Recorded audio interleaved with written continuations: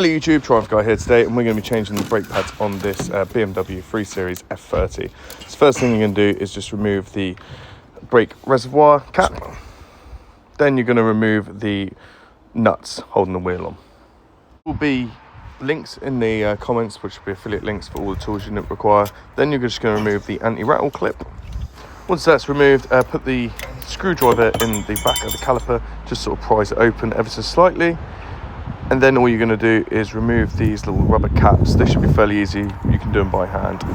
Inside we'll have an electrical connector, but that'll be at the end of the video so you can see how to do it. Then using an Allen key socket, you're just going to remove the two caliper pins. These are only done up to 30 newton meters of torque, so they should be fairly easy to undo. I actually just use a long 10mm ring spanner. For brakes, I often actually use this setup where I use a aviation spanner and then a ratchet spanner just to undo it. Remove the caliper and place it somewhere safe so it doesn't put any strain on the brake hose, and then remove the brake pads. Give the caliper carrier a good quick clean with a wire brush. It's actually advised to actually remove this to do that, and then a bit of brake cleaner as well.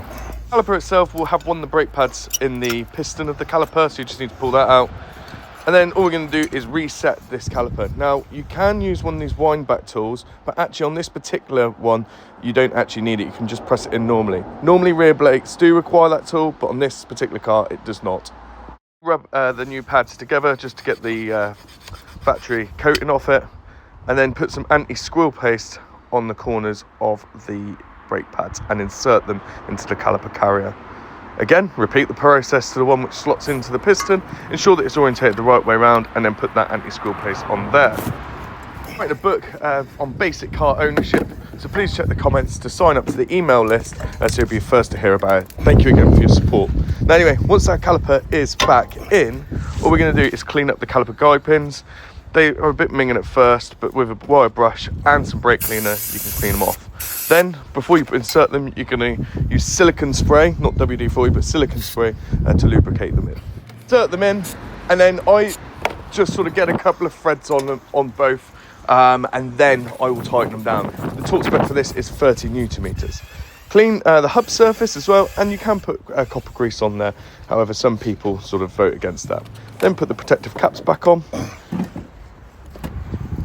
And then all you're going to do is put the anti-rattle clip back on. It's fairly easy. I managed to do both sides by hand. Now, the bit about the electrical connector. So all you're going to do is put a screwdriver in there and wiggle it up and down. And you'll be able to see with the caliper there. Wiggle it up, and then get on the other side, and keep doing that a couple of times. Use a pair of pliers, just pull it directly out. To reinsert it after the brake job's done.